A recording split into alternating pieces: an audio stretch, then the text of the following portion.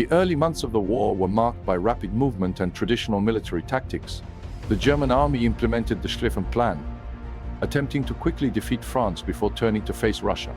However, this initial phase of mobile warfare soon gave way to something unprecedented in military history: trench warfare.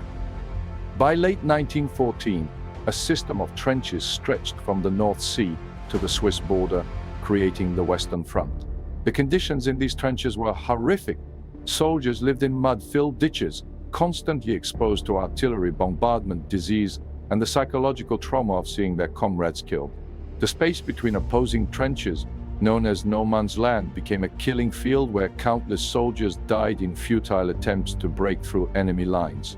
Major battles like Verdun and the Somme in 1916 would claim hundreds of thousands of lives while gaining minimal territory.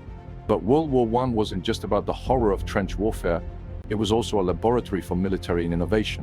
The conflict saw the first widespread use of machine guns, which could fire hundreds of rounds per minute and made traditional infantry charges suicidal. The British introduced tanks in 1916 at the Battle of the Somme. While these early models were unreliable and slow, they pointed toward the future of mechanized warfare. The air war brought another dimension to combat. What began with reconnaissance flights evolved into aerial combat with specialized fighter aircraft and bomber planes. Legendary pilots like Germany's Red Baron became the war's first air aces. Meanwhile, beneath the waves, German U-boats conducted unrestricted submarine warfare, threatening to strangle Britain's maritime supply lines and eventually drawing the United States into the conflict. Perhaps the most terrifying innovation was chemical warfare.